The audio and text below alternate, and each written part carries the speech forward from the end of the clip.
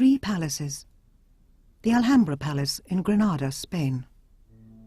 The Alhambra was the home of Spain's last Muslim rulers, the Nasrid dynasty. Much of what remains today was built between 1350 and 1400. The carved stucco decoration of the Alhambra was once richly painted and gilded. The walls were covered with colourful tilework decorated with intricate repeating designs. Silk curtains and other textiles added more colour and pattern. The palace buildings are arranged around open courtyards. The buildings around one of these, the Court of the Myrtles, were used to receive important visitors.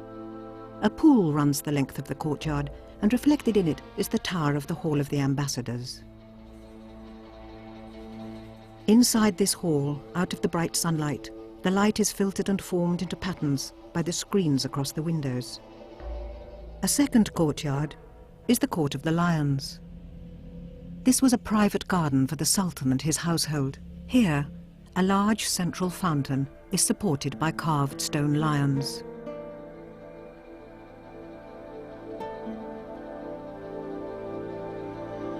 The Sultan's apartments also included the Hall of the Two Sisters. Its amazingly complex ceiling resembles a delicate lacy honeycomb.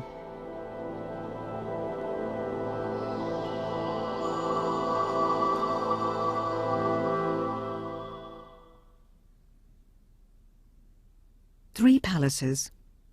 The Topkapi Palace in Istanbul, Turkey. The Topkapi Palace sits on top of a hill, with views across the sea on two sides. It was founded in 1459.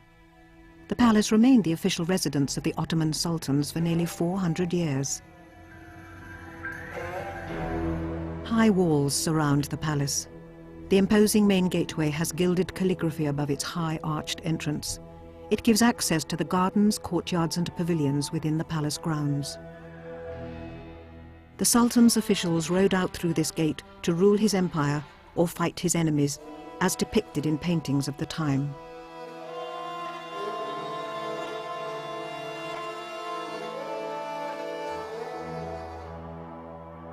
Visitors who entered this first gate were faced with two more grand gateways as they progressed towards the heart of the palace. The second gate resembles a medieval castle with its battlements and turrets. It leads into the courtyard, where official business was conducted below the Tower of Justice. At the beginning of his reign, the Sultan received oaths of allegiance in this courtyard. A painting of the 1550s shows one of the Sultan's officials making his oath of allegiance. He kneels before the Sultan with his hands clasped and his head bowed. Only the very privileged were allowed through the third gate. Beyond this gate is a richly decorated pavilion where ambassadors were presented to the Sultan. In this private area beyond the third gate were the women's quarters and the pavilions and terraces reserved for male guests of the Sultan. A gilded canopy and pavilions faced with marble and tilework look out over the sea and the teeming city beyond. One of the ceremonies conducted in these private quarters was the circumcision of the Sultan's sons. In a painting from the 1720s, the young princes are shown in their beds, while in the centre, the Sultan scatters gold coins at the feet of his attendants. The walls of one terrace are covered with tiles with different designs based on plants. Most are painted in a vibrant combination of blue, green and red on a white background.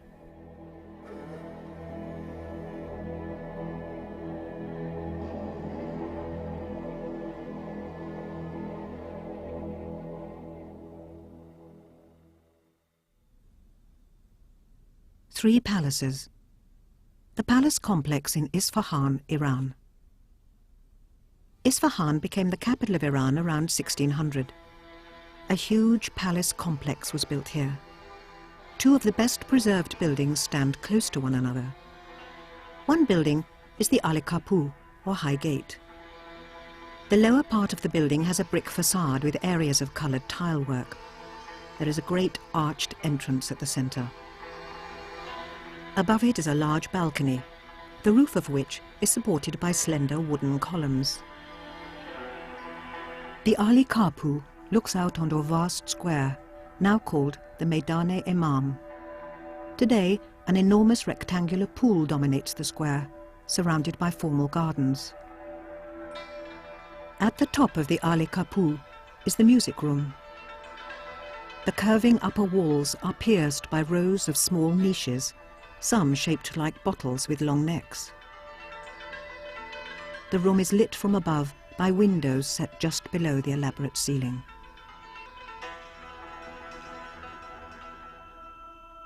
Beyond the Ali Kapu is another long pool, lined with trees on either side. At the far end of the pool is the pavilion of Chihil Sutun, its image reflected in the still, clear water. At the front of the pavilion is a large and impressive portico. Its high roof is supported by tall wooden columns. At the centre of the portico are 4 stylized lions carved in stone. They form the bases of 4 more columns, which surround a shallow pool set into the marble floor.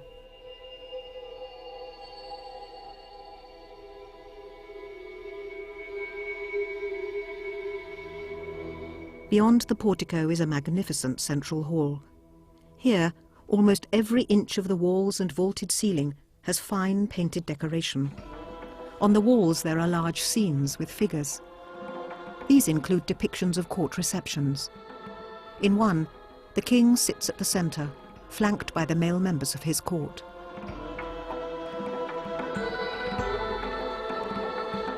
The courtiers, some with beards and some with impressive moustaches, sit on carpets, while dancers and musicians perform for their pleasure. Wine and fruit will soon be served for their refreshment.